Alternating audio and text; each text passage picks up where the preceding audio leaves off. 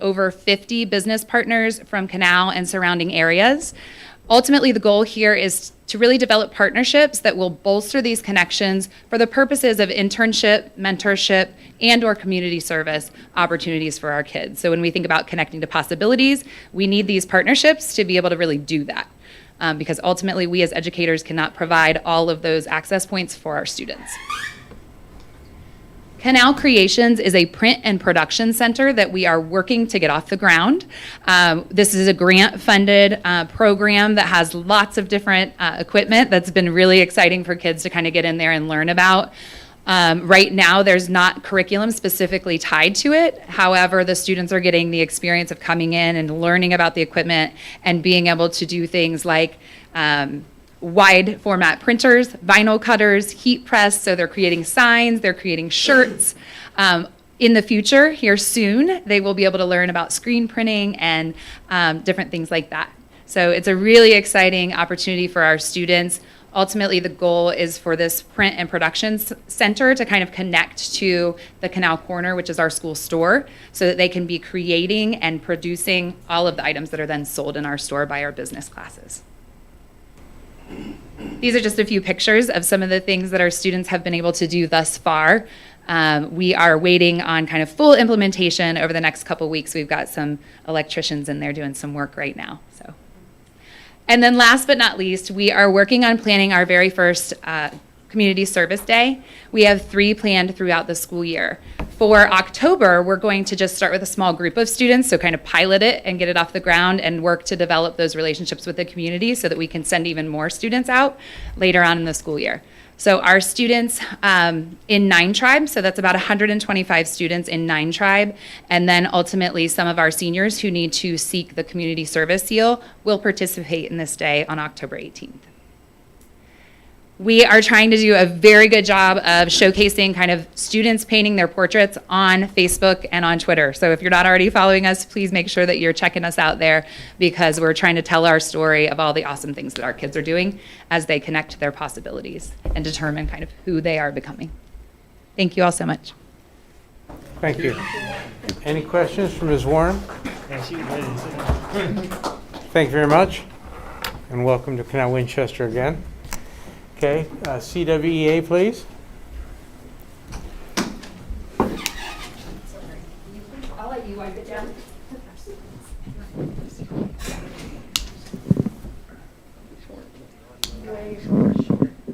All right. I am Brittany Link, first grade teacher at Indian Trail.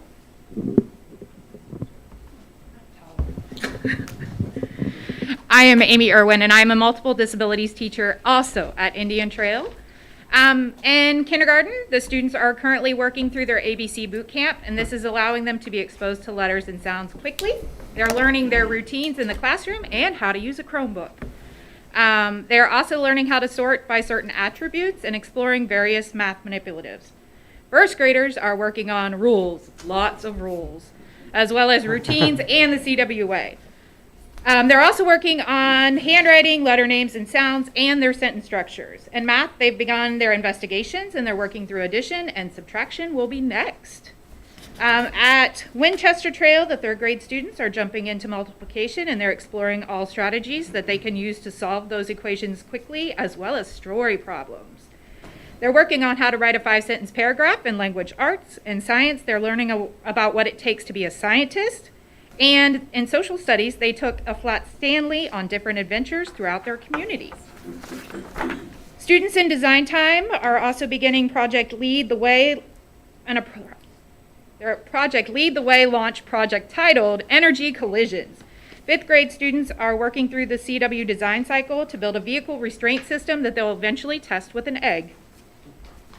High school has the film club, and they are working on this past summer, Mr. Widener shot a film with graduates Adam Scott and Allison Cup, and he was able to incorporate some of the film club membership to assist on set and learn more about the process of shooting a narrative film.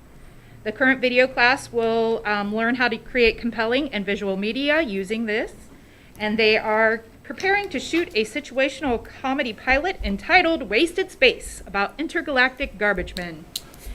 The marching band had 7 trumpet students perform with the OSU marching band this past Saturday, or at the OSU and Oregon game, and there were 188 trumpets total that broke the world record for the most people for performing a trumpet fanfare that was used to commemorate the 20th anniversary of 9/11 for honor flight. Oh, how wonderful. Thank you very much. Thank you. Okay, we're moving into the section for public participation and comments. I would remind you that there's a limit for each person, and we have a good number of them to speak today. The rules are as follows. I better put my glasses on so I read them correctly. They'll be only on the order of business and bylaws for the board.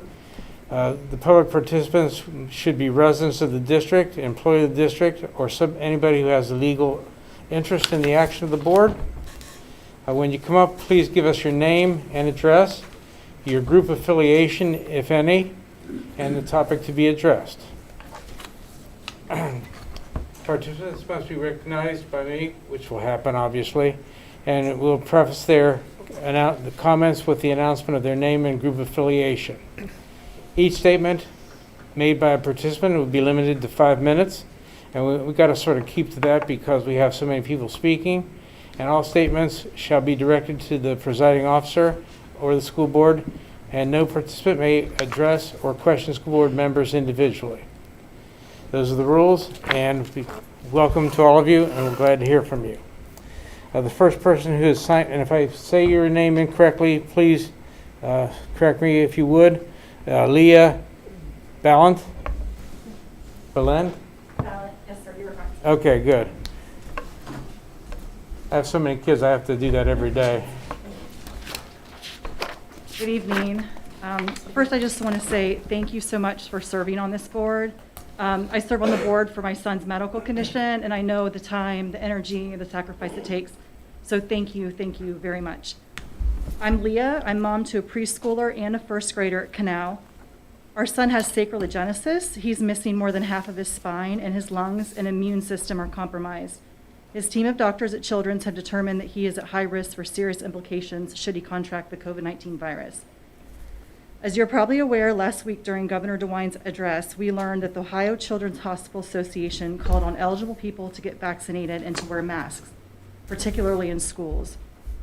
Leaders of the state's 6 children's hospitals said sick children are flooding hospitals and putting an unprecedented strain on providers. Medical officials said in some places, children with non-COVID-19 problems are forced to wait for hours, or in some cases are simply leaving because of the overcrowding. The American Academy of Pediatrics reported at least 243,373 new pediatric COVID-19 cases during the week ending on September 9th. And they were recommending masks in schools for everyone older than 2 years. Yet here in Canal, the classes are back to maximum capacity, masks are optional, and we now have the Delta variant, which has a much higher transmission rate that can even be passed from vaccinated people to unvaccinated, and our son is still vulnerable. Online education was not an option at the beginning of this school year, and even though you were looking at new online options, I've been told that online preschool will not be offered, and my son's in preschool. And honestly, our son loves school. He receives his physical therapy there. He loves his teachers. He loves his bus drivers. He loves his paraprofessional. And to take that away seems unfair to do to him just because he has a disability.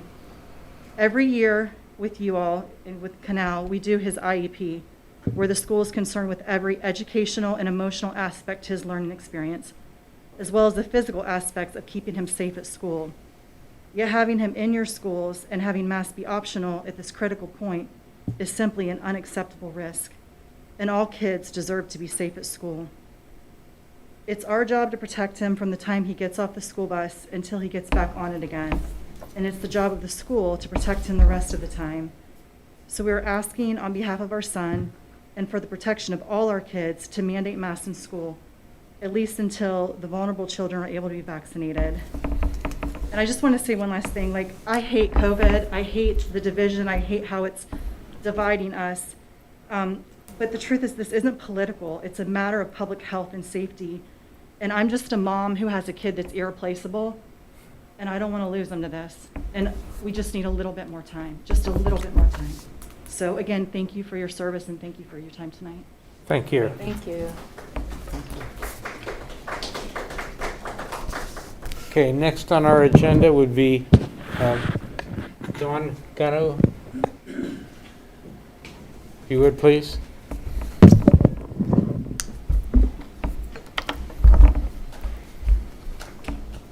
Hello, good evening.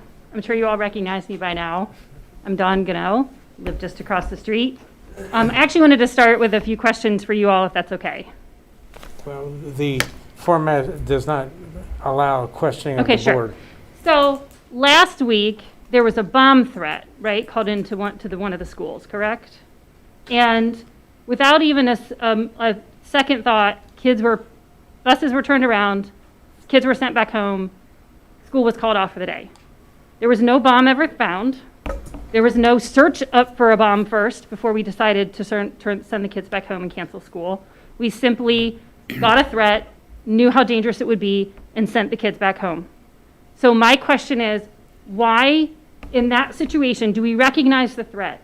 But when it comes to COVID, and we've got every expert on planet Earth telling us, every public health department from local all the way up to the federal level, every children's hospital in the state of Ohio, and most of them around the country.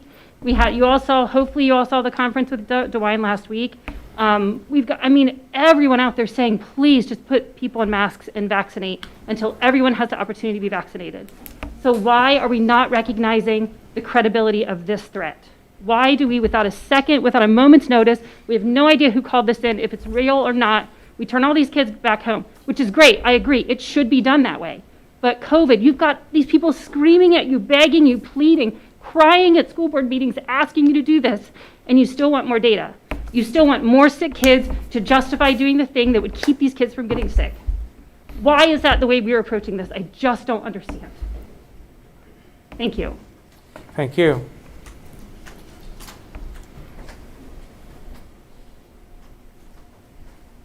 Okay, the next person who would like to speak is Cohen Carlisle. Did I say that correctly? Yeah. Thank you.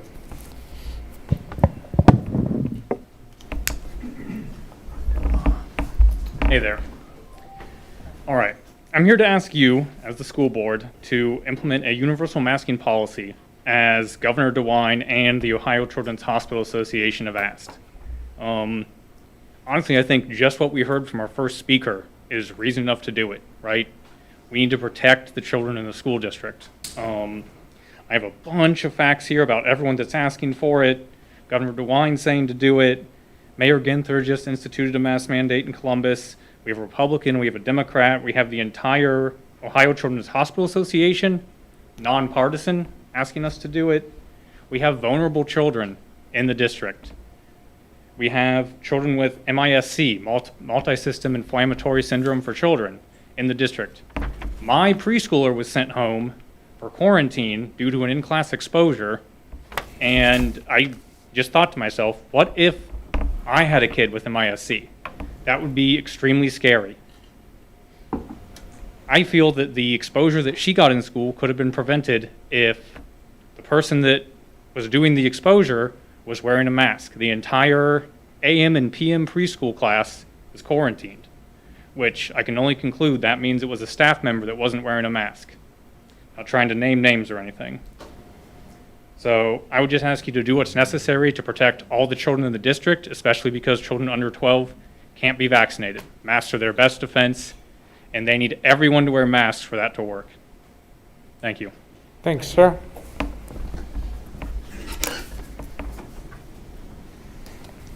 Okay, next we'll have Amber Huffman.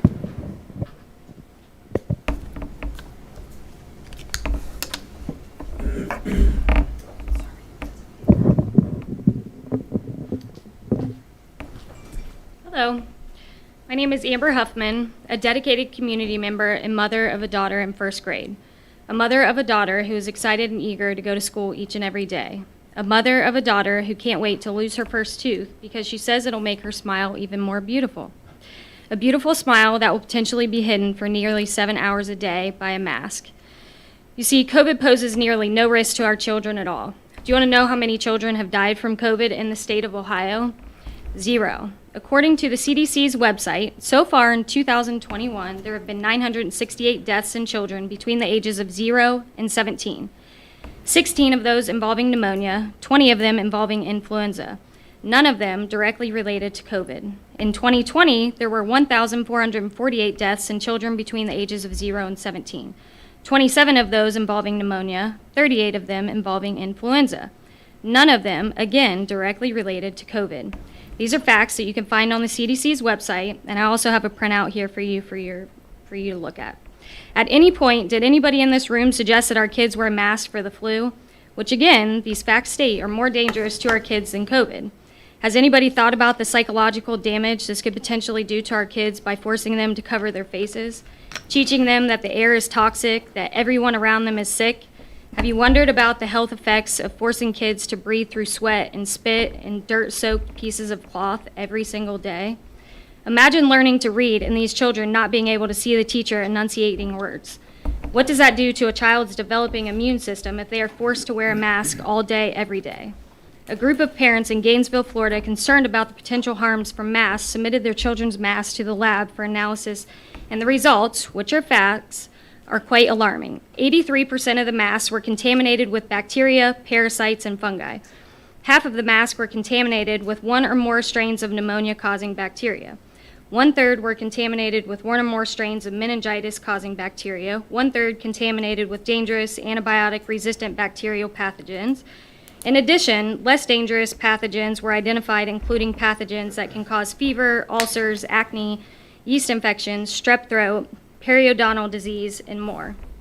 I urge you to refer back to the previous CDC statistics stating mortality rates. Why would one be so satisfied with placing the burden on our children? It's not to keep them safe, they are safe. It's not to keep the adults safe, they can all get vaccinated if they choose to do so. In closing, I'd like to read verbatim some labels on various masks, types of masks that I've seen out and about on the shelves for our children.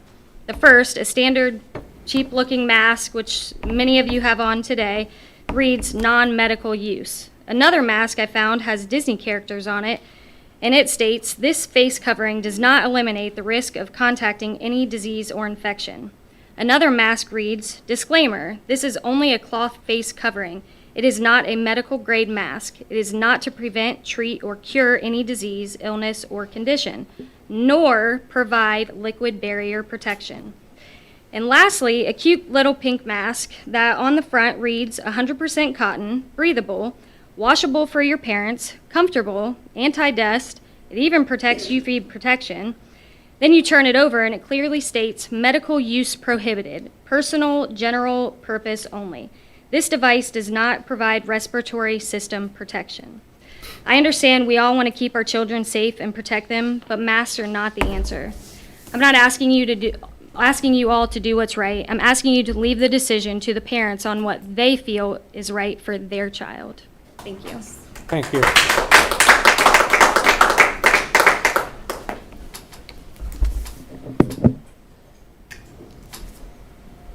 Okay. Next would be, I'm not sure about how to read the name. Next is Vicky, and I can't read your last name, I'm sorry. Is there a Vicky up here? What? What's your last name? We should search for her. It looks like Vicky Glover. There you go. Yes, looks like Vicky.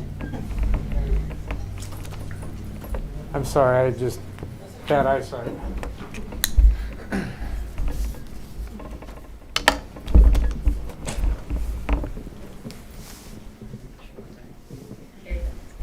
Hello, my name is Vicki Glover, and I live at 259 West Waterloo Street.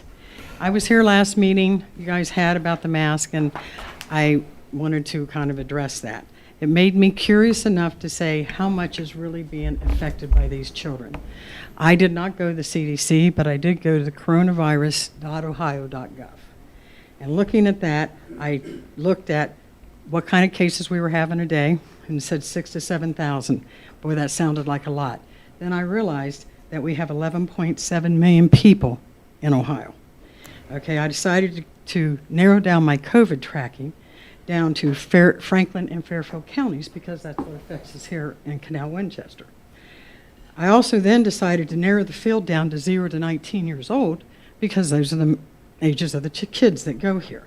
I want to note that I was not able to narrow the Ohio algorithm to narrow it down to just Franklin and Fairfield. So when I'm talking about the 0 to 19 years old, that is the entire state.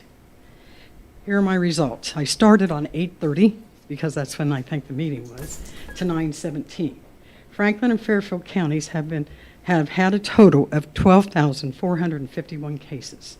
Our population in those counties are 1.4 million people. Therefore, our percent of cases is less than 1%. Do keep in mind that according to the Ohio website, they consider people to be cured in 21 days, and I have only been tracking this for 19. In Fairfield and Franklin counties, since 8:30 to 9:17, we've had 249 cases go to the hospital. So out of 12,451 new cases, this is about 2% of the cases of all ages.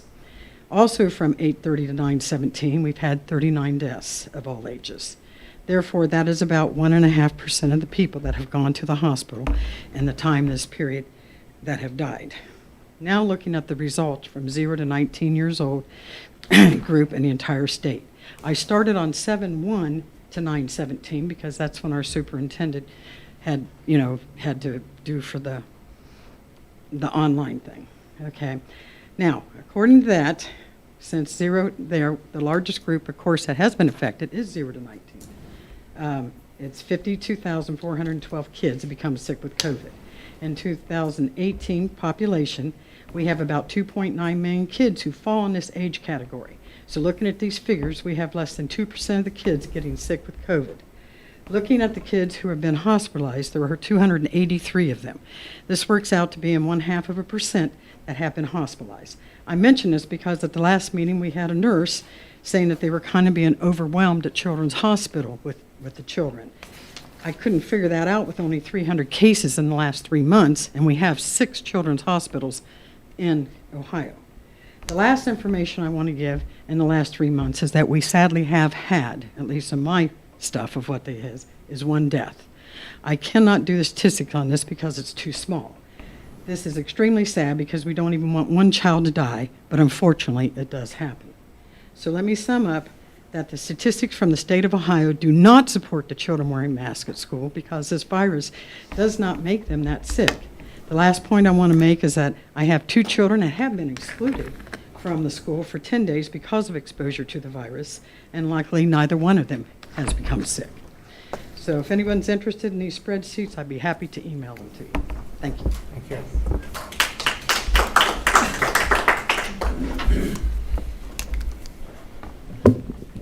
Okay, next on our list is Eric, is it Warford? Yes. Thank you.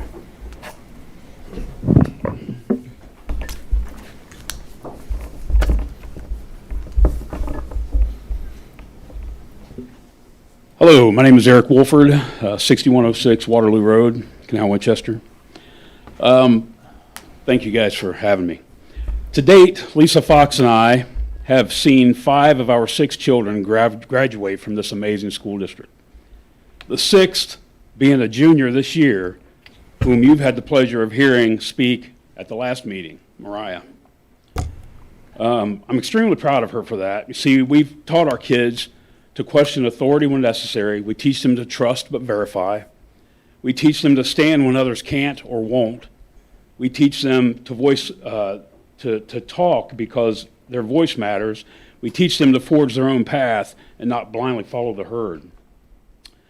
I'm not a virologist. I'm not an immunologist. I'm not a doctor. I teach adults and kids to defend themselves for a living. What I am is a concerned parent. And that probably represents more of our community than what you may think. I can also read and decipher information for myself, which we all can, but as you consider a future vote for masks and, God forbid, vaccines, I would ask that you consider our children's mental health as much or even more than their physical health, since their physical health is such a small percentage as a couple of people have told us already. We've lost a niece to depression who killed herself in February over all of this nonsense. Depression is huge.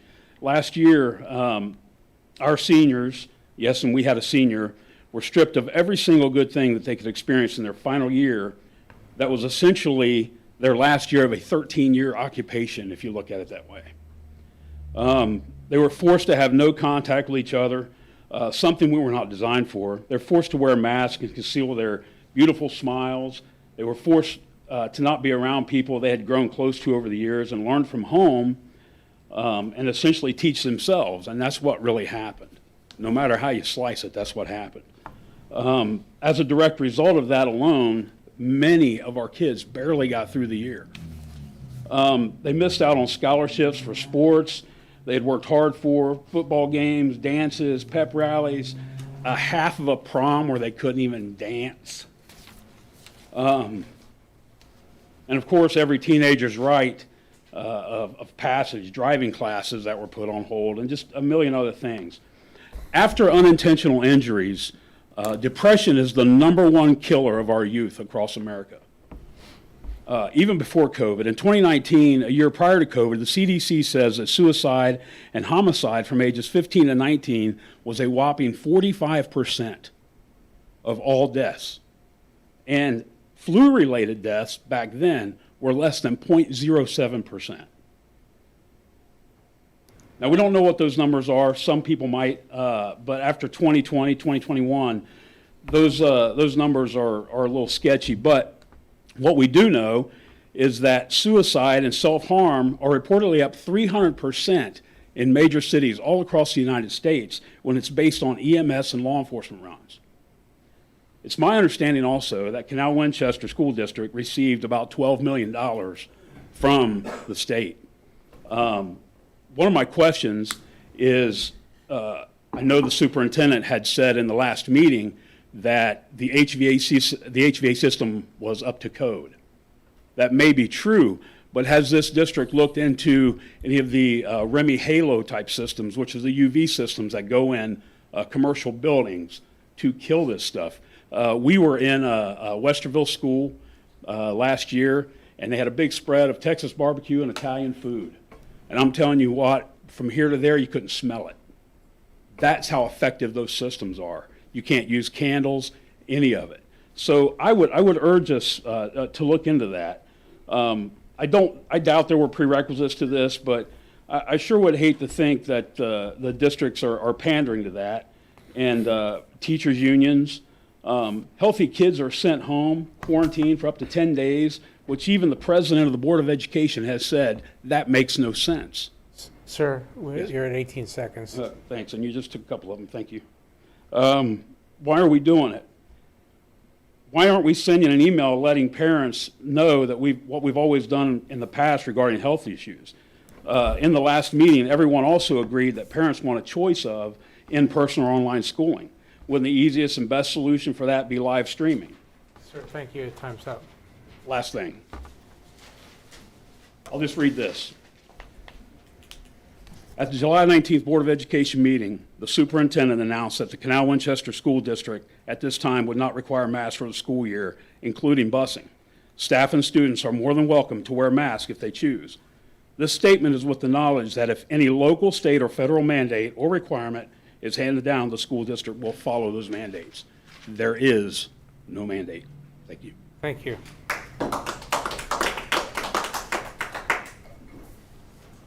Okay, next on our list is Vangela Barnes. She didn't sign up, Mike. You're on the wrong side. That's just. Oh, okay, those are observers only? Okay, well, thank you. Thank you all for your input. We do appreciate it. Take them into consideration. Mike, she said she signed up. What's your name, ma'am? Leah Urban. Okay. Sorry about that. Yes, she did sign up. Okay, it's Leah Irvin.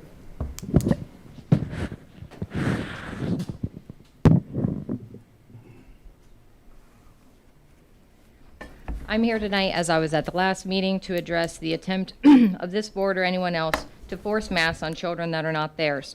So let me declare on the public record, I am the only person who gets to make decisions that are moral, parental, spiritual, or legal for my children. As long as I live and breathe, that will remain true, so long as I do not neglect them.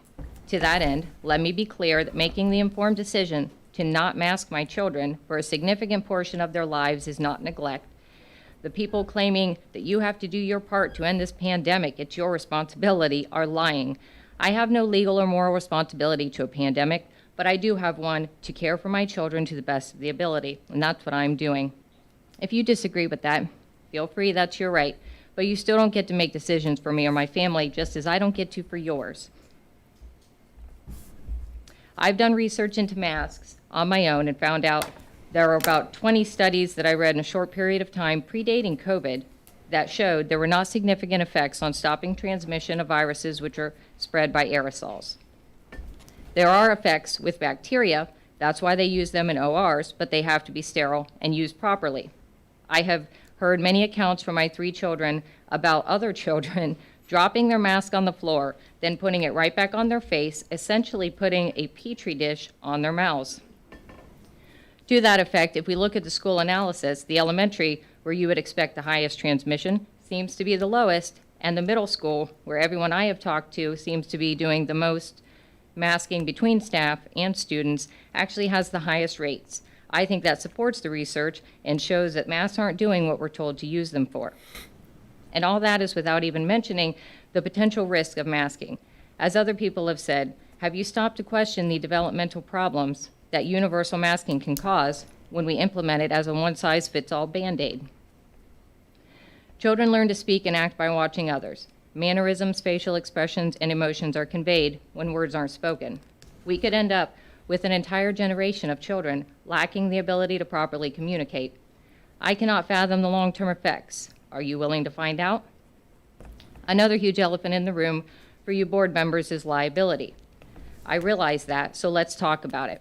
As of now, you are cleaning, disinfecting, changing filters, all while strongly urging and recommending face masks. But the decision is on the parents, so is the liability, therefore, and that's where it belongs. You don't have the legal standing to take that away from parents, nor should you. If you attempt to, you would also assume liability for any problems with that. Are you prepared for it? Make no mistake that voting yes for a mask mandate says you are, and that you're willing to take on the liability for issues that arise. That could be developmental, emotional, depression, oxygen deprivation, or a slew of other problems, from forcing kids to jeopardize their immune system when it is a clear possibility if you limit their exposure to everything. Additionally, it also leaves you open to claims of negligence. I feel so far the only thing that could come against you with negligence is failing to apply for the remote learning in order to provide parents who have at-risk kids with the option to keep them safe at home. They should be afforded that option, just like they are to mask or vaccinate them. But it's a two-way street. Parents of healthy kids should be afforded their own choices to let their kids build and maintain their immune systems that they already have. Also, I would think that your yes vote would mean that you know better than 3,900 students and all of their parents too. Despite having a clear majority at the meetings that I have watched, with parents speaking out against a mandate, not against masks entirely for every situation, we sometimes wear them, but being against forcing every single kid to wear them all day long, 5 days a week. That is a grave concern to me as a parent. It appears as if some board members may have made up their own mind. I guess we will see. If they're willing to force masks on our children, no matter public opinion and no matter how low the numbers, that is why people talk about it feeling political. A small minority forcing things on a majority against their will is exactly what we see far too often with abuse of power in politics. So I'm here to clarify my position. I'm not asking you not to mask my children. I am telling you I do not consent for you to mask my children, and I'm reminding you all you have no right to make medical decisions for my children. You can't even give them a Tums without my consent, remember? So to all the parents who feel like me, I will be outside after this meeting. I would like to exchange information because I think we need to organize against anybody who would attack our rights as parents and ultimately our children. Thank you. I believe that's all of the visitors who speak. Next would be the executive reports. Ms. Roberts, if you would, treasurer's report. Good evening. I'm not going to get into the reports tonight. We continue to trend. Next month we'll have a 5-year forecast. The general fund's continuing to trend to the positive. Insurance is continuing to trend towards the negative. I think those trends are going to continue. We're looking at options for health insurance over the next month or two to try to stem that off. Just wanted to give you an update on the state budget. State budget is good for the district on a good news thing if it's fully funded. So that's really what I think everybody in the district should be getting behind with legislation to make sure they fully fund a formula. We had a formula under Kasich. It's been 2 years under DeWine where we didn't have a formula. It was basically a stipend amount that he was giving each district. Now we're back to a formula. And the Senate was refusing to fully fund it. This year they're funding 16% of the difference, and then next year they're funding 33% of the difference, and then after that there's no guarantee. The Senate did not want to put anything into law permanently. Hey, Nick, what is the 16%? Sorry to interrupt you. The 16% and the 33%, what does that effect have on Canal Winchester School financially? It's the difference. So the formula spits out, for example, that we're supposed to receive $20 million. Okay. Well, we're receiving 18, for example. So there's a $2 million difference. They're only willing to give us 16% of that difference. Of the difference. Okay. In year one. Year two, they're willing to give 33% of that difference. And then year three, they weren't willing to put anything into law. And that was from the Senate side. The House of Representatives were willing to make it, it was supposed to be a 6-year phase-in under the House Bill 1. So a lot of people are going to continue to push for that. But the Senate is, I mean, as many of you know, was pretty diehard against any type of formula. So to get the formula in was a win for the districts and for the House. So with it being fully funded, the district stands to gain a lot because it's based on capacity of the local taxpayers. So that takes in your income and your tax valuations. And then they're doing a base cost for each district. Before, under Kasich's formula, the big difference was they were doing a statewide base cost. Well, it wasn't always fair to certain districts based on the cost being in different regions of the state. So now they're doing a base cost based on your school alone. So then they're taking the difference of what you can locally fund, base cost, and that's what they're willing to give you.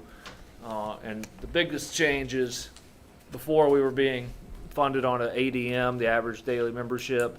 We were receiving kids that we weren't even educating. Now it's truly kids that are being educated in this district. So it'd be your open enrollment, your resident kids, your tuition placed, private placed, your court placed that are non-residents. So those are the biggest changes.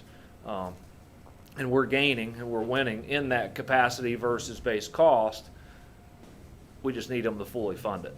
No, you said when we come back next month, is the state should be able to roll out, is the state going to roll out a new funding formula? They're going to give you some updates? Because I know they typically wait till like the end of June is when they update their budgets, and usually annually. So will you have some more information for us probably in October? Yeah, it'll be in the forecast. We've got the biennium. So Okay. we have this year and next year's amounts. It's just what are they going to do moving forward? Okay. Are they ever going to set a formula that's going to last? That's the goal. That's the goal. Kasich was in office for 8 years. The first 2 years he maintained Strickland's plan, which wasn't a very strong plan. And then Kasich brought the formula in for 6 years, and that was supposed to be a 8-year phase in. So we got the 6 years with Mr. Kasich, DeWine won and axed the 8-year phase in plan. So we've been 2 years under no formula. And then to the chagrin of Senate, we finally got the formula back in thanks to a committee led by Mr. Cupp and Patterson, House of Representative leaders that are still highly involved.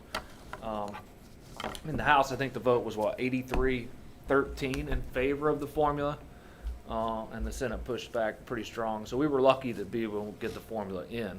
We just need to move it forward to make sure for our tax base and our taxpayers that it becomes fully funded, because if it does become fully funded, we're sitting in great shape to continue to not levy additional taxes as we haven't since 2009.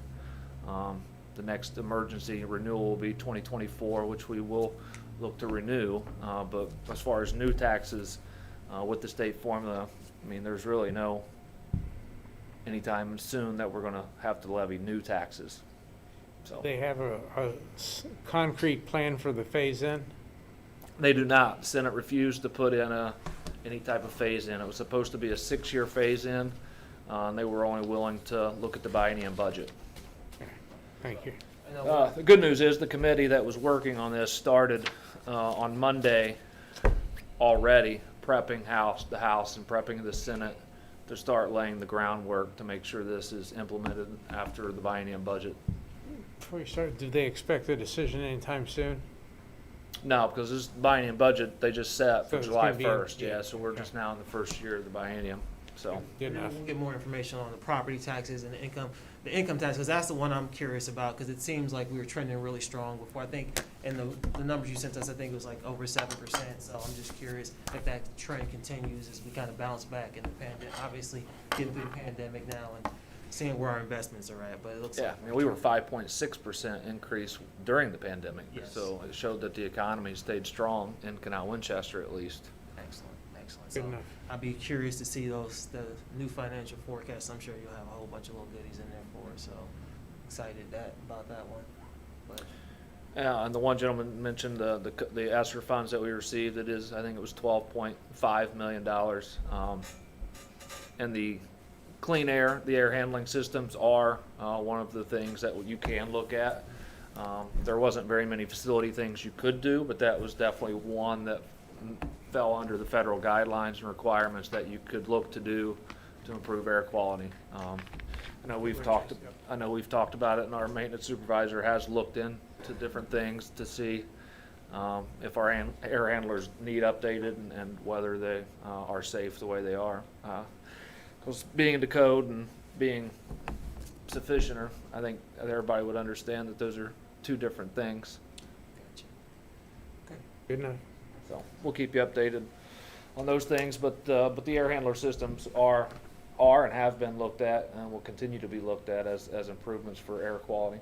Well, as you get information, I mean, I know the board, I'm pretty sure they'd love to see that. I know I would love to see it. So like, once you get some numbers and kind of get an idea of what it would look like, I would, love it if you'd share that with us as a board so we can kind of get some more information as we make decisions. moving For forward. sure, will do.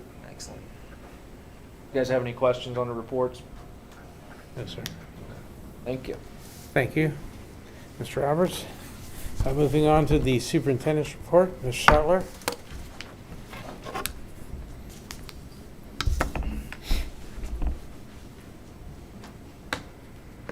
Well, thank you, Mr. Unati. Good evening, everyone, and welcome to all our viewers.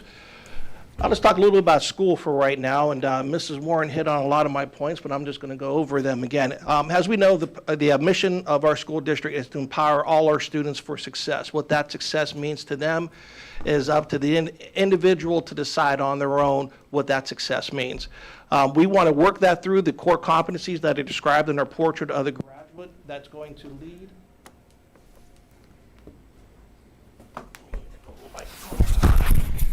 That will lead to one or more of the 3 E's, the enrollment, enlistment, and/or employment. As you heard from Mrs. Warren tonight, the high school is using the portrait of a graduate to build upon one of those 3 E's. As a matter of fact, in all our buildings, they are working on trying to embed the portrait of the graduate into the everyday activities and lessons from our littlest kids at the preschool and elementary building leading up to the high school. As you heard last week, we had that third annual business lunch. The important part of that business lunch was trying to connect with our business leaders, not just here in Canal, Winchester, but the surrounding areas, and to offer internship opportunities or mentorship opportunities for our kids. We know it is extremely important, especially as you get to that junior and senior level, to have an idea, possible idea of what you want to do after high school. Is it going to be enrollment in a 2 or 4 year program, a trade school, a technical school? Are you going to enlist in the military and or safety services? We're going to put those two together, or just go out and be self-employed or get a job outside of school. But you have to have these core competencies and these attributes that we're describing in the portrait of the graduate. One of the ways for our kids to do that is through these internships and mentorships. So more kids we can get out into the field to try to decide what they want to do along the way as they graduate from high school is, to me, better preparing them for success in their future. It was a very successful luncheon. We had a lot of different people there this time at the luncheon versus the last two. It was well received, and hopefully we're going to get several of the local businesses to partner with us to offer internships and mentorships for our students, and also for our volunteer service hours for our kids. And I believe you said October 18th, and that's on your high school website. So if we have local businesses that would like to help out with some volunteer services, please go on the Canal Winchester High School website, and there's some information on there. It was a great presentation, and I want to thank Mrs. Kristen Ankrum for putting the event together, along with Lydia Tokar, Cindy Toledo, Deb Fink, and our two presenters, Cassie Paulsgrove from Ohio Department of Education and John Hembrick from the Educational Service Center of Central Ohio, and he specializes in the work-based learning. So it was a great event. I know Mrs. Talley, you were there, and anything that you would like to add? Certainly. I just wanted to thank everyone who were involved in putting the event together. It was a success. And I also would like to thank Ms. Tammy Heading, because the food was really delicious. Yeah, but I was able to network with a lot of the community surrounding businesses, and like Mr. Sotler said, it wasn't just for Canal Winchester businesses. It was a very good networking and outreach event. So it was my pleasure to be able to attend it. So thank you. Yeah, well attended, and probably was because of the food that we had there. So that's always a good way to get people in. Any other questions in regards to the portrait of the graduate or competencies? We're doing a great job. So thank you, Mrs. Warren, too, at the high school for putting that together. Okay, let's take a look and review the data of the COVID data that we have from the first 4 weeks of school, Mrs. Just the one from the from this school year. I know there's a lot of questions, concerns out there from people on both sides of whether we mask up or not mask up. As we know, the current recommendation is to recommend mask at this time and not require it. I'm sorry, Jim, is this what you wanted? No, the spreadsheet that I sent you with the. That's what okay. My bad, sorry. So through the first 4 weeks of the school year, we've had a total of 118 students who have tested positive for COVID-19. We also had 12 staff members who have tested positive for COVID-19. We've had 560 exclusions, which means they were in close contact with someone who tested positive for COVID-19. 385 of those exclusions were in-school contact, close contact. In other words, it happened during a school day or during school activities. A couple of those happened with our sporting teams that led to many people being out with exclusions, but we still have a lot of other people within the school building that are in close contact with other people. I know there's complaints about the flow chart that we use when it comes to close contact, but we did not develop that. That was developed by the Ohio Department of Health, and that is the official flow chart that we are following. We are not the medical experts in this area. And that's one thing that is very disheartening when I hear people talk about all this stuff. We're not the medical experts. Our job is to rely on the medical expert telling us what we need to do in order to keep kids safe and possibly out of exclusion. The only way that I can meet our district statement of empowering all students for success and developing those core competencies with the portrait of graduate is to keep kids in school. And that's my number one factor is keeping kids in school along with keeping them safe. This is just from the first 4 weeks of school, and any questions on the data? Any questions in regards to? I did have a question. I know we're using the term exclusion versus, I know when I was here a month ago, now it seems like forever, it was quarantine. Yeah. So just to be clear for most people at home. But I did have a question for you. If we were, and I'm not saying that we will, if we were to implement a universal indoor mask mandate, would that increase the quarantines or exclusion, or would that decrease that number? Because obviously our focus is to keep kids in school. Well, the purpose of having a mask policy is to reduce the number of COVID cases and reduce the number of exclusions. And so that is the purpose of the mask mandate. So, just to be clear, it would obviously reduce the number of contact tracing and obviously the exclusion, quarantine, whatever term you want to use, that we would have to call parents during the day. So implementing an indoor mask policy would reduce that number. That is the goal. And that is the hope, my yes. understanding, and correct me if I'm wrong here, that the Department of Health said that if you're wearing a mask and you come in close proximity, you're no longer excluded. Mhm. Is that correct? Say that again. Does the flow chart say if you're wearing a mask that you're come in contact with someone who has tested positive, you no longer have to be excluded? That is correct. If you have the mask on and if it's within that 15 minutes of time, but you also have that social distancing of 3 feet too, which we're pretty good at monitoring the 3 feet. The 6 feet is very challenging for us. School buildings weren't set up for 6 feet of social distancing, but we could definitely have 3 feet of space. So yes, if you have a mask on, that is a way to help reduce the exclusion with the close contact. Yeah, I'm still trying to work my way through the flow chart. Yeah. In addition, I think it also includes, you can't have any symptoms either. I believe. I think It's also if you're, What's a if vaccinated? you're vaccinated or you have a mask on and you show no symptoms. No symptoms, there's then no you're- exclusion. Yes. Because I think that's what Good we- point. we've heard from staff members about, you know, the folks at home getting upset with some of the exclusions and really taking out a lot of frustration, a lot of angst that's going on in the world today out on our employees when they're just following what they're supposed to be doing. I think that's it's difficult for us and the staff to hear that and go through that. And I know someone reached out to us today, and you know, it's tough times when you're the receiving of the calls and the parents that aren't happy with the decision that we didn't make, but we're following the guidelines of the exclusion process. In addition, I think that speaks to our last speaker's comment saying that parents who choose not to send their children to school wearing a mask have to accept liability. So also, that's unacceptable for parents to lash out at school staff, office staff in particular, because they're upset that their child is excluded. You do have to take responsibility for your action for not sending your child to school wearing a mask. You do have the option at this point to not send them wearing a mask. However, you do have to take that responsibility as well. I agree with you, and that's the point I wanted to make also is, you know, with options, there's a cause and effect, and, you know, if the student does not have a mask or is not vaccinated and comes in contact, it's our duty to follow that flow chart and to have to exclude that child from classes, so. Yeah, our healthcare nurses, our nurses and our healthcare aides, they're doing what they're supposed to be doing. And our secretaries are just making the calls because that's what we have to do at this time.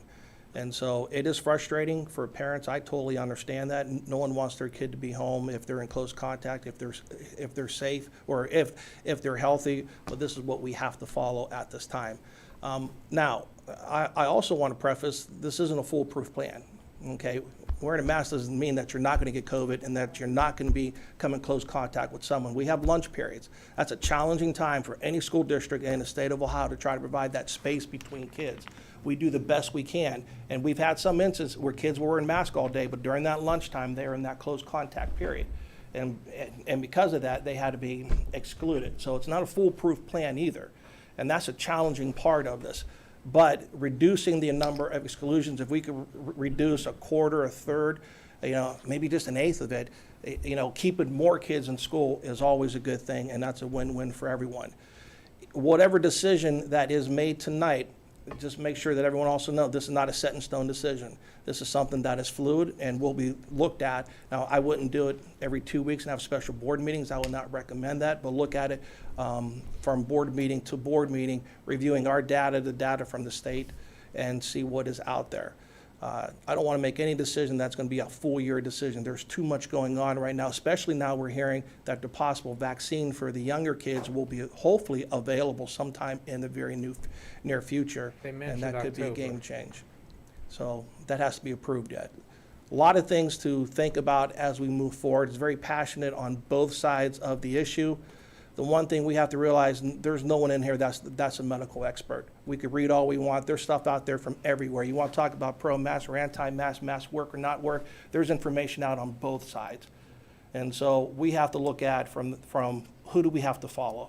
And to me, it's the medical experts that as we move forward with these decisions, those are the people, because we are educators. We're here to educate our kids. We are not the medical experts. It's a tough decision to make either way.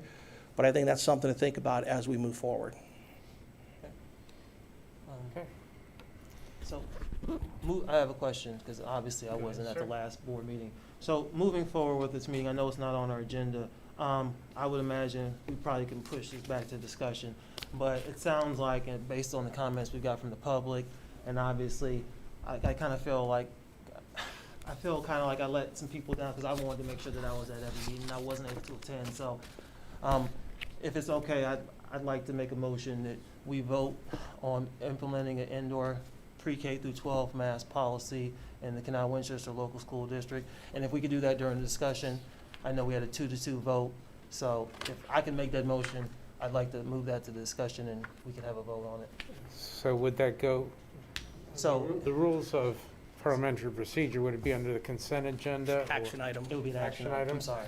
So I'd like to make a motion that we have an action item, and it would be on implementing a pre-K through 12 indoor mask policy for students, staff, and visitors to the district.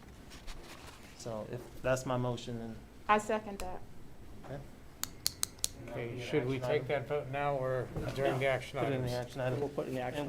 And that's going to be action Good enough. item number 6, I believe. So, just to be clear, this is a vote in the affirmative, would be voting for pre-K through 12 mask mandate policy, and then voting against would be obviously voting against implementing a pre-K through 12 indoor mask policy, and that would be, again, for students, staff, and then that would also include visitors to the buildings. Number 6. So when we get there, So they'll noted. restate that. And I can restate that if you need me to. I make a suggestion if we, Yeah, sorry. make, we're gonna vote on this, make a vote whether to implement a mask mandate Yeah. or keep it as status quo, not set K through 12. If we vote to make it a mask mandate, then we can have a separate vote on like what grade levels we should do. I personally, and I know Mrs. Talley has seconded that motion, my motion is to implement a pre-K through 12 indoor mask policy for students, staff, and visitors to the building. So that would be my motion, and I believe right now I have a second on that motion. Okay. So, Well, if we want to deal with that in action items, we should wait till that time, should we not? Yes. so Okay. that So will let's- be, and which action item is that going to be? That would be Number 6? 6. Number 6? Okay, Yes. thank you very much. Thank you, Mr. Butler. Okay, moving on to district reports. I'm sorry, are you finished, Ms. Sattler? Yes, thank you very much. Okay, moving on to district reports. Are there any questions or I did have comments? a question on the operation side. I was looking at the transportation and I saw we're having some, well, Mr. Bruni put in there about the red light violations, and I know we're gonna do the best we can, but I had some questions about that one. Are you in the house? Yep. So, sorry, I put you on the spot here. No, that's fine. Bruni. So I know that's the issue, we've heard that in the past, but I was just curious, I know that that's obviously gonna be an issue as the school year kind of progresses, and I see our ridership is up this year over last year. So I was just curious if you could kind of speak to some of the things that we're doing here in the district to help prevent those issues and obviously keep our kids safe. Sure. What we do each year is we do an education on the part of drivers as to their responsibilities and things they can do. We have been purchasing more cameras that have the reverse camera on the outside. We went to those a couple years ago because Ohio went to a one plate only required on the back, so that we are getting video of a number of these individuals. Our school resource officer has also been willing to go out to a couple of hot locations where we've had violations, and he has stopped individuals in that case. City of Columbus, we're not getting quite as much support in that, but they are providing us a presence on Gender Road. Okay, excellent. Is that where most of the incidents have taken place, on Gender Road? No, actually most, well, if not most, a close second is actually right out here on Washington Street. I don't know if that's kids being late to school and hurrying because you've got the elementary route starting or what. Certainly though, the most egregious violations are on Gender Road. Okay. We even had one individual pass on the right side this year, which kids were all on the bus and the door was closed, but that is still a scary situation to have someone go on the berm where kids were just getting on the bus. So I know that's an issue we usually deal with, and I was reading the reports and I saw that, and it was positive. I saw our ridership is getting close to those pre-COVID numbers. So as we see those issues, I just wanted to put that out there because I know, Dr. Bruno, you do a good job, and as you see those type of things happen, I know that we're going to continue to work with Franklin County, Fairfield County, and obviously try and do what we need to do to protect our kids. But it was just something that stuck out in my report, and I thought that was very important. So. Did law enforcement follow up with the right passer? We don't have a camera on that. So, I mean, because you just never think in terms of having a camera over there. We got a description, partial, well, it wasn't even Ohio plates, so that was another problem too. So the short answer is no. Okay, thank you, sir. Thank you, Dr. Dr. Bruni, actually, this is a good time to maybe plead for bus drivers. We have a Yes, anybody who is willing and you think, oh, I could do that job, come on down. We will welcome you with open arms. We have a training program that we will train you. It is at no cost for you. Whenever you work with children, we will pay you for your time that you work with children, because that's part of our training program as well, so that kids get to see you as an authority figure. But yes, we do the training, and absolutely, if you would want to be a bus driver, we have a whole program that we do for you. We have onboard instructors. We get you plugged into the classes you need, and it, depending on how you go, it's either anywhere from a 6-week to 12-week period of time. Wonderful. And the reason why we are short a few bus drivers at this time, correct? Yes, we are. Yeah, actually, we're short 3 right now. 3 contracted positions that, and so we're doing a lot of double routing. We're using subs for part of it, but that's kind of, we're only down to 2 subs. And the reason we have 2 subs and positions open, we have 2 individuals that just their financial situation, one is in a federal retirement system, and you reach an income level and it's a 1-to-1 reduction. Well, he'll help us now, but at some point he's going to top out. And then the other one, I don't remember his situation, but anyway, yes, absolutely, we need drivers. Okay, awesome. Thank you. Thank you, Dr. Bruni. Any more questions about the district reports? Okay, that being said, moving on to section F, the consent agenda. I need a motion to approve the consent agenda, please. So moved. Is that Mr. Metzler? Second. And Put either one. one of those 2 guys. Mr. Kruger and Mr. Metzler. All right, thank you. We'll start first with the minutes from the September 20th meeting. Number 2, we have donations. We do have 2 donations from Aaron Mosley, one to Canal Winchester High School and one to Canal Winchester Middle School. We also have donations to the girls golf team, the high school girls golf team, from Sherry Daly and Sally Weimer. So we just want to thank those individuals for their donations. Number 3 is our certified personnel. We have a resignation from Hannah Swartz and that will be effective October 29th. We have a couple requests for leave of absences. You'll notice the stipends. These specifically are for the resident educator stipends for the 21-22 school year. You'll notice there's two different kinds. There's the mentors. These are the individuals who will mentor our first or second year teachers. And then we have the facilitators, which could be year 3, generally year 3, sometimes year 4. So you'll notice that, and we do pay different amounts depending on the work that they do put in for that. We're also asking you to approve the National Board Master Teacher Stipends for the 21-22 school year, and all the names listed there are individuals who have obtained their Master Teacher or their National Board certification. And then last but not least, under certified, we have extended days for Trenton Brooks, Nikki Duffy, and Lee Sedlick. These are our 3 counselors at the high school, and I inadvertently left them off at the August meeting, and they definitely put in the time. So we're just asking you to approve those extended days. Moving on to number 4, classified personnel. We're asking you to adjust the contract for Shannon Landon, which is a bus driver. We brought her in at no experience, and she has 8 years, so we're giving her that experience as a bus driver. We have several resignations and a leave of absence. And you'll notice under classified recommendations, we are hiring in 5 individuals to fill many of those resignations that you saw earlier in the agenda. And then we also are asking you to approve Charlotte Cable as a substitute classified bus driver. Anybody out there listening, just contact Dr. Bruning if you want to drive a bus. We need you. Then moving on to number 5, we have our supplemental personnel. These are for the winter season. And we have those who will be in paid positions and those who are volunteering. And last but not least is our stipends, again, for the winter season.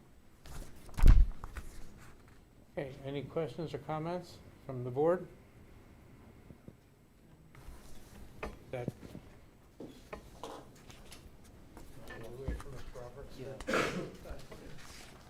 Go ahead, we're good. Okay, so call for the vote on the agenda. Mr. Roberts, if you would. Mr. Kruger? Yes. Mr. Metzler? Yes. Butler? Yes. Mrs. Talley? Yes. Mr. Unati? Yes. Motion passes 5-0. Moving on to action items, I need a motion for the general fund transfer, item number 1. So moved. Mr. Butler, Second. Mr. Metzler. This is part of our 5-year forecast to continue to move, if you pull up that PDF, which is exactly what we're moving. It's a total of $3 million. It's in the forecast. We do have 2 debt payments that we have to make.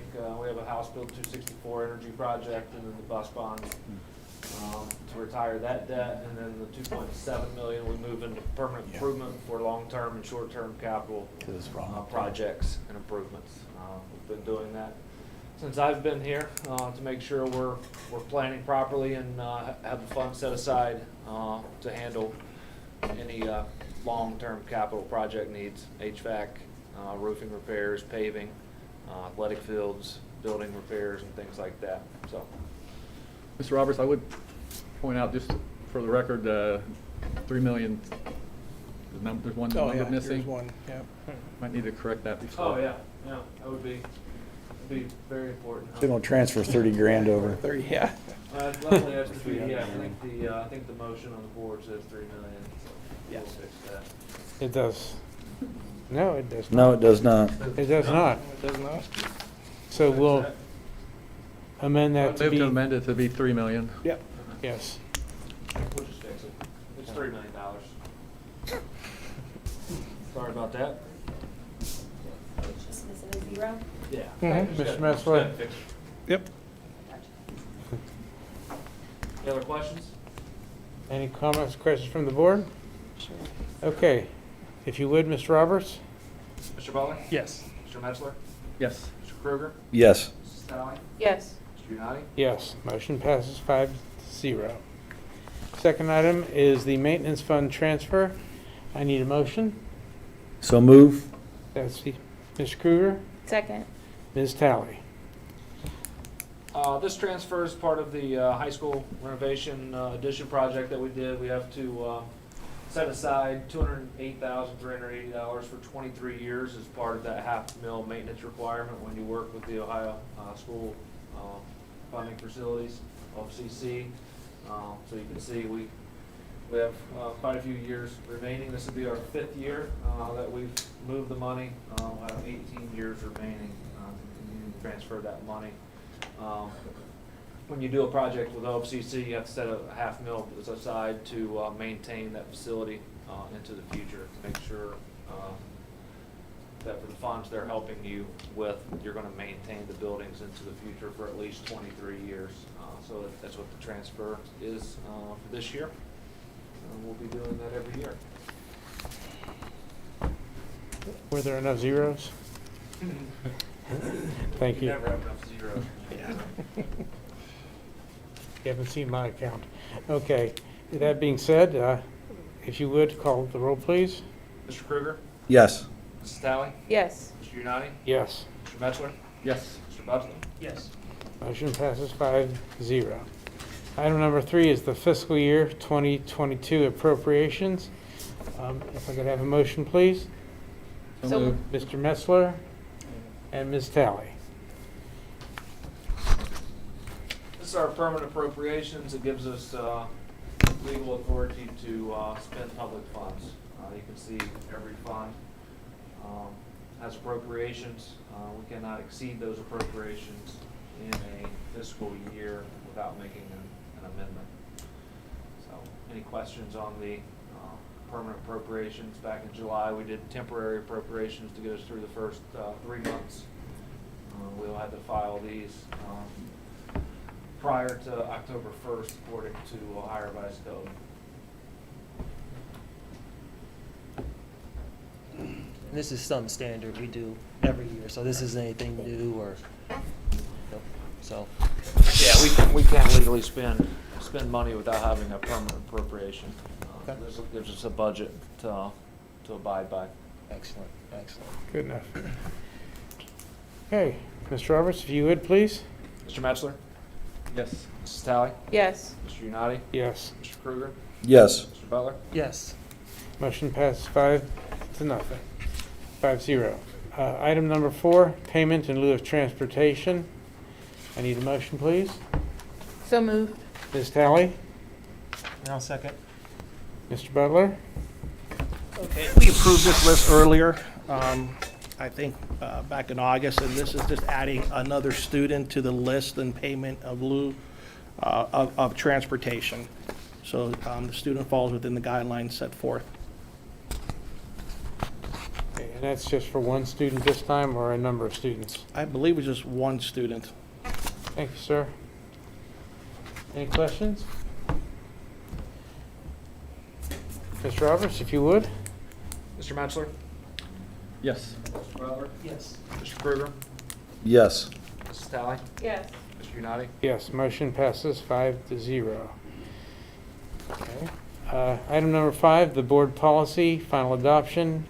We had a reading prior to this, so if you would. We reviewed it in great detail at the last meeting. If you have questions, I can absolutely answer them. If not, Yeah, we need a motion. My mistake. I need a motion.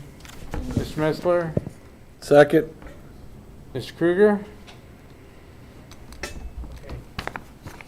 Anything you'd like to add? no, sir. Thank you, Ms. Hunt. Okay. That being said, any questions or comments from the board? I think we reviewed these in detail last board meeting. Correct. So if there are any questions, Mr. Roberts, if you would. Mr. Metzler? Yes. Mr. Kruger? Yes. Mr. Butler? Yes. Mrs. Talley? Yes. Mr. Unati? Yes. Motion passes 5-0. And we have an additional item that's been added, which would be the COVID mask protocols. And Let's review that before we consider voting. So just to be clear, I know I said that twice, but the motion I was put on the table, or motion that was seconded, is going to be for pre-K through 12 indoor mask requirement, and that will apply to all students, staff, and visitors to the building. So one thing I wanted to say is, I believe it's important to do everything possible to keep our students in the classroom. Our staff has done an outstanding job ensuring the health and safety of everyone in Canal Winchester Local School District. As the fall approaches and our students spend more time indoors for in-person learning, it's important to keep kids in the classroom. My goal is to keep our doors open from the first day of school to the last day. With that being said, I would encourage the district to adopt an indoor policy that follows the recommendations of the Franklin County Board of Health and also follows the Ohio High School Athletic Association guidelines. A pre-K through 12 indoor mask requirement for students and staff and visitors will reduce the amount of time our students are excluded or quarantined, and it's going to increase the instructional time for all of our students, period. So that would be my recommendation to the board, and I appreciate you for your time.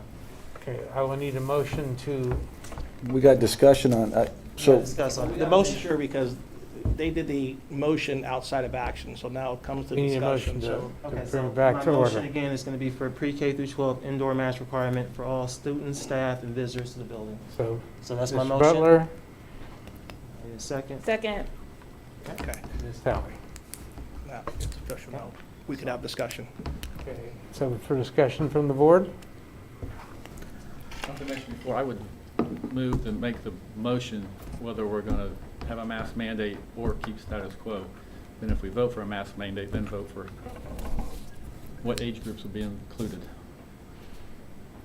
So in essence, this is two motions. One would be the motion for We have the, one motion on the floor. One motion. Yeah, we have one motion that we have to discuss, and we're either going to Okay. vote to approve it, vote to turn it down, then if a board member wants to make another motion, he can. This is the discussion time, so I know I've said what I needed to say, so I don't know if anyone else has a comment. I'm in support of the motion that's on the floor. Basically, I am adhering to what our governor has pleaded for school boards to do for the best interest of the children, not my own personal opinion, even though I do support it, but I'm deferring to what our Ohio hospitals leaders are suggesting, what our public health officials are recommending, and they do have data that support the fact that school districts who are enforcing mandatory masking are seeing reduced numbers of excluded cases, COVID positive cases. So masking is making a difference, and just like Mr. Sattler said, we are aware that masking is not going to eliminate the risk, but it's going to help reduce the risk. And especially for our younger students who are currently unable to get vaccinated. And the outlook, you know, we're hopeful, we're positive about that's going to change in the near future. But we must make an action currently with what the information is that we have before us right now. and this motion would include medical provisions to opt out? And religious as well, exemptions. So- Our policy only goes for medical, so Okay. it's a medical exemption form that we would have available. Good enough. So, Any other comments from the board? yeah, so for the motion, then K-12, everybody, staff, visitors, everything. Yes, sir.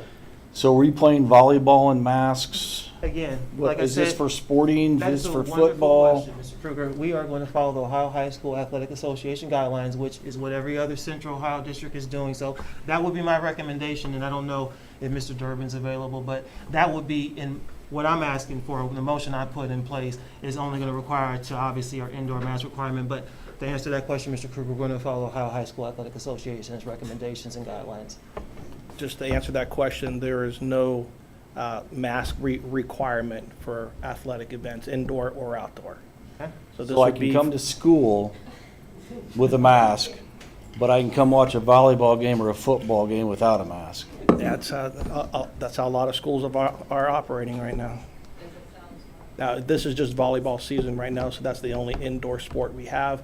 Winter season will be a totally different, I don't know what's going to happen then. So that's the only indoor sport that we have at the time, during this season. And my understanding is we'll revisit this, should it pass. Every We'll 30 revisit this every monthly board meeting. if it comes up, I know we meet every 30 days. Okay, well, I just by, want to make sure that I understand the motion. Ohio Revised Code. So just again, the motion is going to be for pre-K through 12 indoor mask requirement, and again, it's going to apply to all students, staff, and visitors. And to answer Mr. Kruger's question, we are going to follow Ohio High School Athletic Association guidelines per the other districts in the Ohio Capital Conference, excuse me. So that would be my that's my motion, and I know I have a second, so I know that's what we're discussing today. So just to be clear on that clarifying question. So hopefully that clarifies it for the people who are listening at home and curious about that part. So what's going to be the process when a student shows up without a mask? What are we doing there? I'm hoping that's not going to happen. I know people will not be happy with the decision, but I don't think it's one that you take out on the teachers or the school or the principals themselves by not doing that. So I'm hoping our parents will at least cooperate with us. As usual, if a kid is going to come to school and they're not going to follow the rules that we have set forth, we're going to follow our normal, have a conversation with them, the parent, send them home, and then if it continues to be a trend, there will be possible consequences for insubordination. I don't want to get there. I hope it doesn't happen. But that's going to be up to the individual student that has come into school, and hopefully will cooperate whether you like it or not. And I hope it doesn't lead to that, Mr. Kruger. So this is the third vote we've had on this.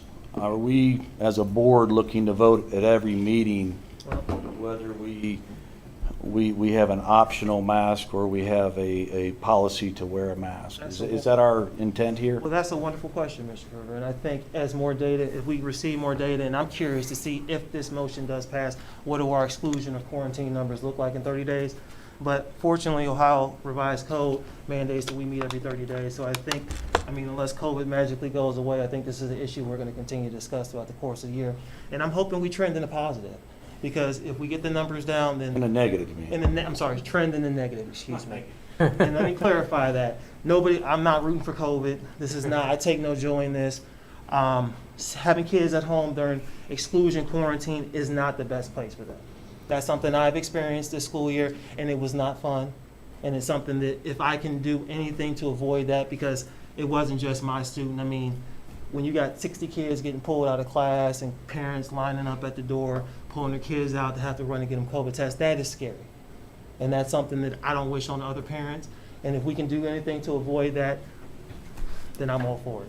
So, unfortunately, COVID has continued to persist. So every 30 days, I'm more than willing to look at the numbers and the data and see where we're trends at. So I'm not saying that I'm set in stone. Whatever decision I come down on, it's not something where this is it for the next 7 or 8 months of the school year. So I'm open and flexible, and I'm hoping, again, we trend in a direction where we see our numbers go down. But unfortunately, we stuck with COVID in the short term, so we're going to continue to deal with it at each board meeting. So, Because I was going to make a recommendation tonight, instead of voting at every meeting, that I had wanted to give Jim some tools and guidelines so that he could lead the district on effects of COVID, positivity rates, and such. And exclusions. Right. And that we as a board don't have to wait 30 days or have a special board meeting just to vote to do something at every time, since this is the third time we've done it. Yeah, I understand. So what I was hoping is to give Jim some guidelines so that he can move the district when necessary, rather than this is it, we got to wait for 30 days and look at numbers. That if something happens, we need leadership from Jim and his administrators to guide us. And I was wanting to offer up some statistical data for that guidance. One thing and I don't think that's an opportunity now with the motion that's on the table. I know the motion is on the table, but to answer that question, I know last school year we gave Mr. Sattler the authority, and it's to my knowledge, I don't think we ever took that away. So no, we didn't. We did not. And so it's policy under my understanding. 8045 is the policy. Let me finish. So to my understanding, we do have that policy that's in place, so you do have that authority still, correct? Correct. Okay. I just wanted to make sure that that was clear to the people at home listening. So Mr. Sattler has been given that authority, and he still does. But our job as a board, obviously, is to give him guidance. We hire the superintendent and the treasurer, and if we choose to, a business manager, but we are choosing just to have a treasurer and a superintendent, our CFO and our CEO. But it is our job to give them guidance and the set policy for them to implement. That's our job as a board. So I know we're going to give Mr. Sattler this afternoon, or this evening, excuse me. We're going to set that policy, give him the guidance, and it's his job to execute that for us as a board. Mr. Messer, did you have something to add? I don't think that policy gives him carte blanche decision-making. It only does it over staff, visitors, and volunteers. It doesn't give it over students. The board must vote on That'd be a students. good question. So, Mr. Sattler, if you could clarify that authority that we gave you last school year, that'd be wonderful.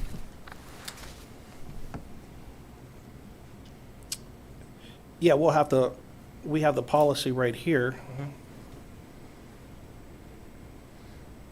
And I think it does give the authority with the student code, with the students in there. If face mask covers are required and no exception is applicable, students shall be subject to disciplinary action. So it is in there. No, I'm saying that No, that's, policy doesn't give you the authority to make a mask mandate for Make those students. changes. yes, the superintendent will issue periodic guidance through the Board of Education. School settings can't be a source. The superintendent may activate the policy by notifying the school community. Third paragraph down. Requiring all school staff, volunteers, including to wear protective face coverings, Right, that part where it's the including kids. So just to be clear, if Mr. Sattler, if there was, I'm hoping, knock on wood, if there was a vaccine that came out that was available to our younger students, and we felt that the numbers were trending in the right direction, we wouldn't have to wait for a board meeting. Mr. Sattler has been given that authority previously to make those decisions. And I'm, just to be clear on that, because I know some people might be confused. And what number board policy is that, Mr. Sattler? 8450. 8450. So The board does have the ability to make that decision too, because it says, in addition, the board may require the students wear a face mask. And again, I know we're voting this evening, but I just wanted to be clear for those people watching at home. Currently, there is a board policy, and Mr. Sattler does have that authority. I know that was a question that was asked. So what numbers do you think would give Jim the authority to move in or out of this vote tonight? I wish I was a scientist. I'm a teacher, so I didn't go to school to be a doctor or, a pathologist. I'm a special ed teacher, and I've been teaching for 14 years. And I can only base my decisions based on, obviously, being an elected official by the voters in the district, and obviously from what I see as a parent, as a classroom teacher. So that would be my only So there's not a point of number. view I could give you. I can't sit here today and give you a specific metric or a number. And again, I'm not a scientist or a doctor, so I'm not going to sit up here and pretend like I am. I mean, we've shown great progress in the last 3 weeks with the positivity rate dropping, the number of kids being tested positive dropping. I mean, right now we're at a 0.5% positivity rate for a single snapshot of a week of the 17th. So, I've been doing some research and looking at things just like everybody else is. There's a suggested positivity rate of anything under 4 or 5% is an acceptable rate of positivity. We're at a 0.5%.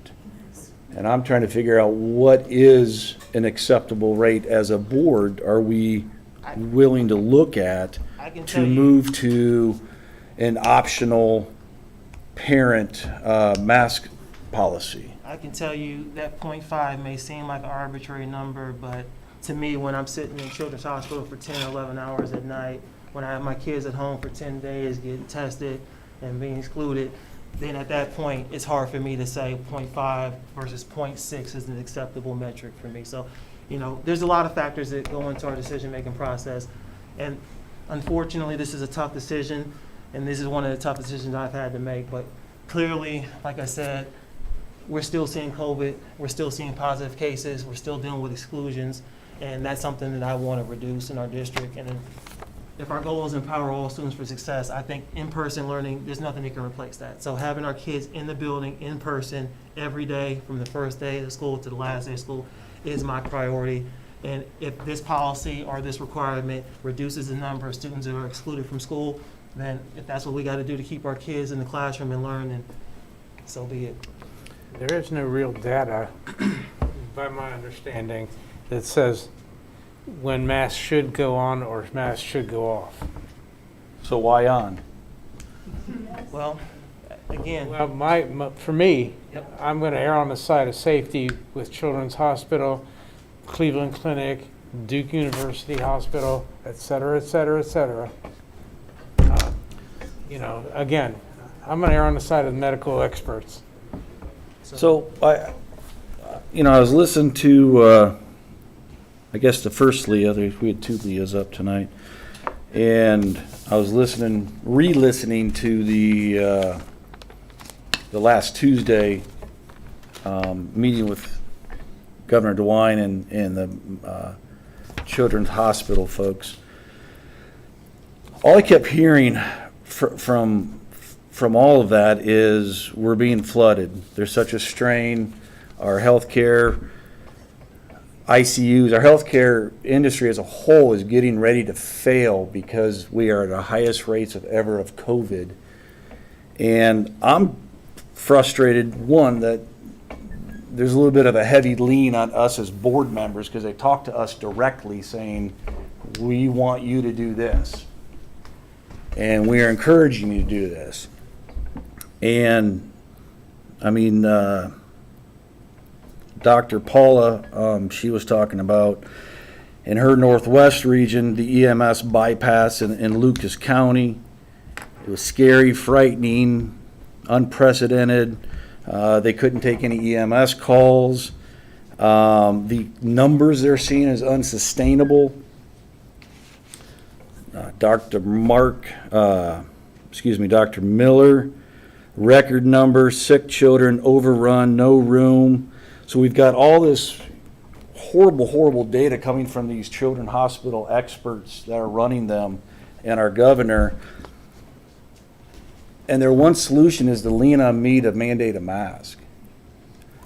If we're at a brink of breaking the healthcare system, why don't we shut down for 30 days to give them an opportunity?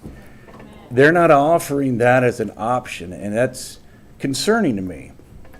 Because now it's not a school problem, it's a healthcare problem. And I'm not a healthcare expert, none of us are. And I think that they should be working with us on a healthcare policy for school systems. They need to help us develop a policy rather than lean on me to make a mandate. And I think a mandate is a horrible word. It's an authoritative word, and I don't want to mandate. Is just such a divisive word. And They're not going to I just find it hard to believe that if we're at the point of collapse, that a cloth mask is going to curve that enough to where we come out of failure. I'm concerned about that, really. I just wanted to put that out there and as a discussion item. I know it probably doesn't hold much, but that's fine.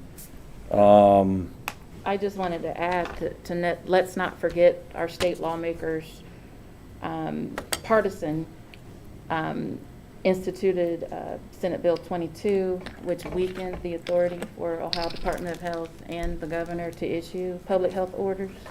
So you got this as the backdrop as well. So unfortunately, that pushes a lot of those decisions onto the school boards, unfortunately. Where it shouldn't be. Correct, it shouldn't. They're not going to give you a clear-cut answer because they don't have the courage to do so. I agree.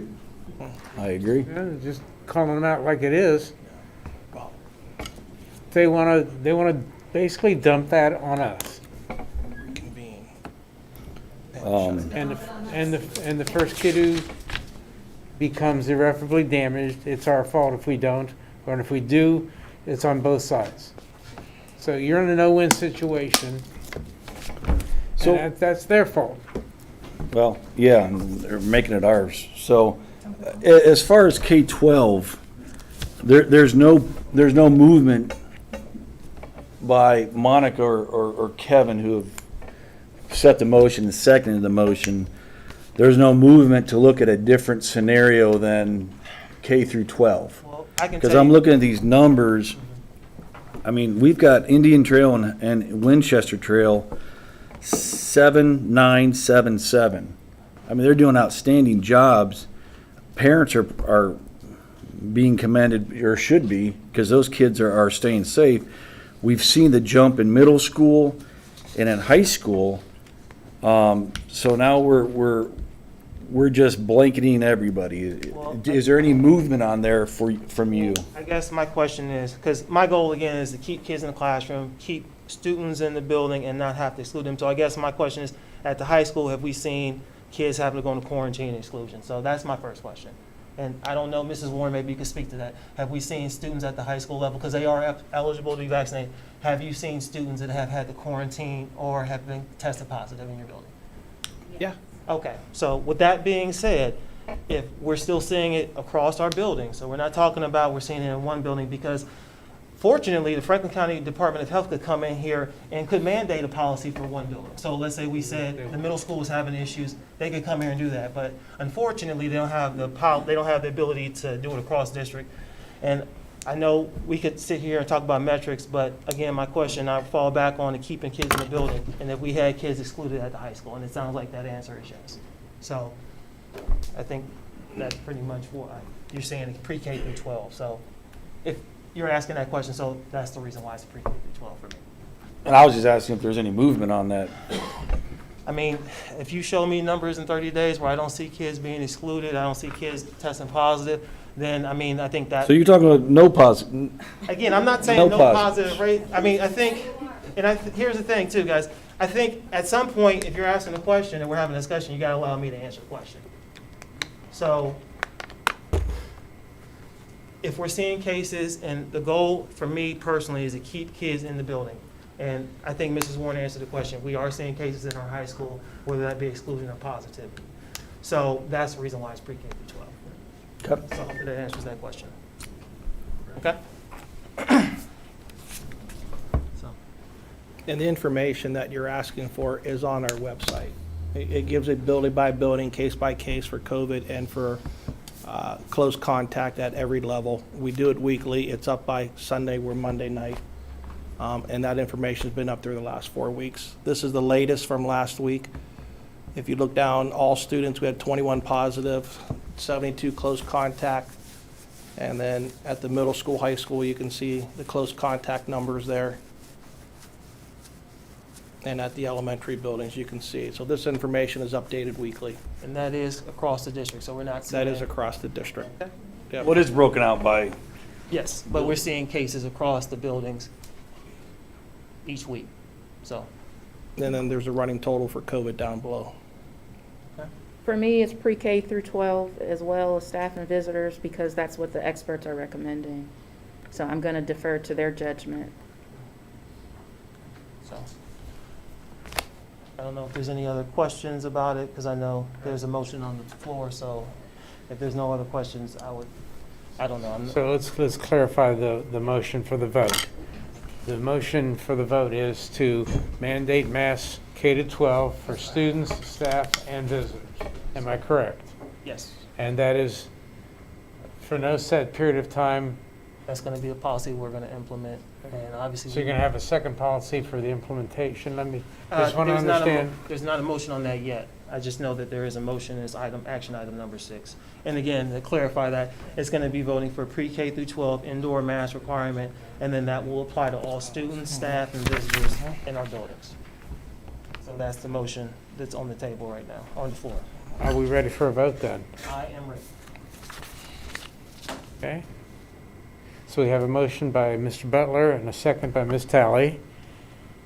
And Mr. Roberts, if you would please call the roll. Mr. Butler? Yes.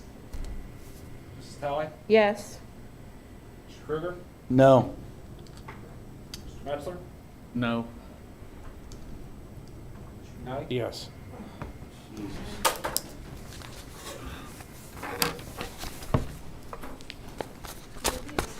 Okay. The question is effective date now. when would the board like to see this happen? We can't institute it tomorrow. There's no way possible. Wednesday's even too quick. You got parents, I mean, this is not just easy to wear a mask. I don't even know parents have masks anymore. A lot of people threw it away, so we got to be cognizant of the people out there. So it's either Thursday, Friday, where you wait till Monday. You strongly recommend that kids wear it, and starting Monday, I make a motion to implement the policy starting on Thursday, which would be, which date would that be? That would be the 23rd, The 22nd. The 22nd. No, wait a second. I'm sorry. 23rd. So I would make a motion to implement this policy, which is just passed, on Thursday, and that would be September the 23rd, 2021.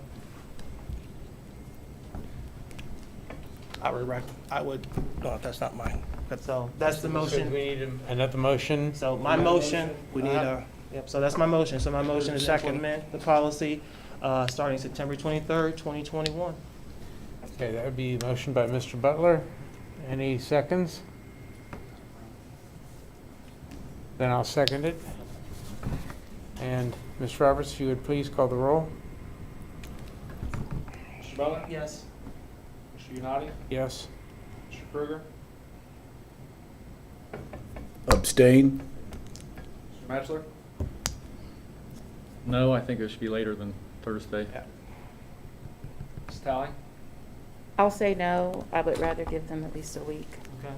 Okay, motion, and then the vote is 2-2 with one abstention, so that motion is on hold. Okay. So then we have to obviously set a date to implement the policy. So then we need a motion for when we wish to set this policy.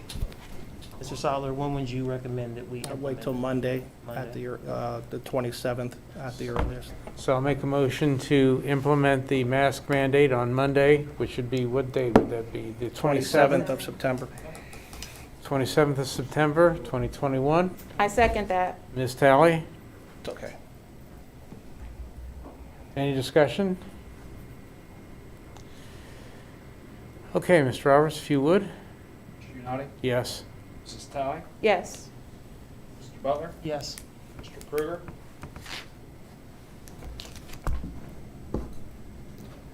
Abstain. Mr. Metzler? Guess I vote no. Mrs. Talley? She voted Yes. Motion passes 3-1 with one abstention.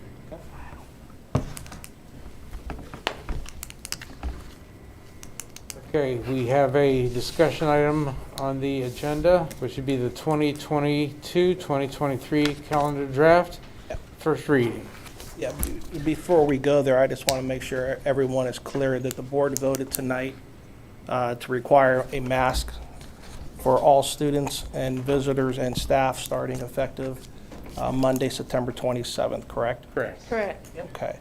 This does not apply to the athletics. Again, at we're this gonna time. Ohio High School Athletic Association. I just want to clarify. I want to be clear as we move forward on what was voted on tonight. Okay. Could you also speak to the exemption form, the medical exemption? Yeah, we'll have the exemption form up online tomorrow. And parents will, if they need a note from a doctor, there's questions that have to be answered, and it will be approved by me. So, and that will be available online tomorrow, starting tomorrow.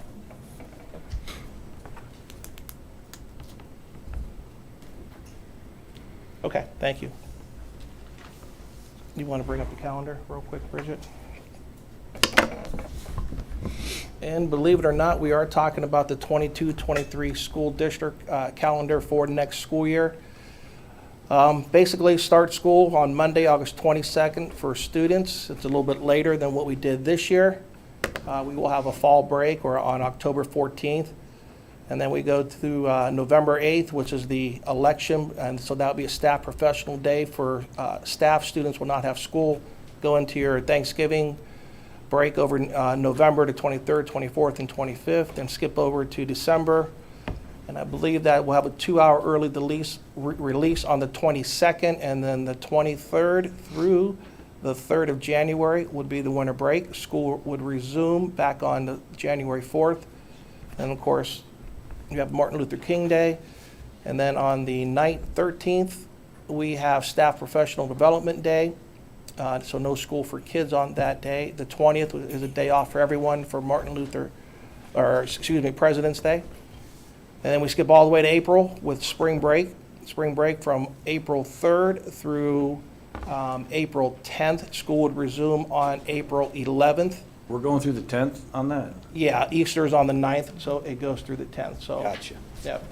We know a lot of parents or families travel those weekends, and we have a lot of absences, so it's better to give them that day off, to be honest with you.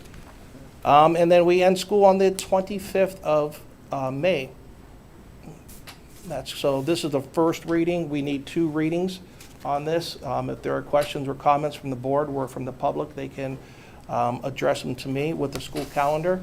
And if everything's fine, we'll take a actual final vote on it at the October board meeting. So this is the first reading. Questions, comments about the school calendar? This obviously was voted on and approved by CWEA. That is correct, yes. And this will be posted on the website, or has it been already? We'll have it up on the website, yep. Okay. Does anybody know how long the march is for kids? That's a long march, yep. March is a long month. And that is all that I have for that discussion item. Well, thank you. Okay, do we need to have any public comments? No. Okay, is there any need for executive session? No, sir. In that case, I need a motion to adjourn the meeting, please. So move. Mr. Butler? And was that Mr. Metzler? Every time. Pardon? It was Kruger. Mr. Kruger. Okay, Mr. Kruger then. And if you would please call the roll. Mr. Butler? Yes. Mr. Kruger? Yes. Metzler? Yes. Mrs. Sally? Yes. Mr. United? Yes. Time is it? 3.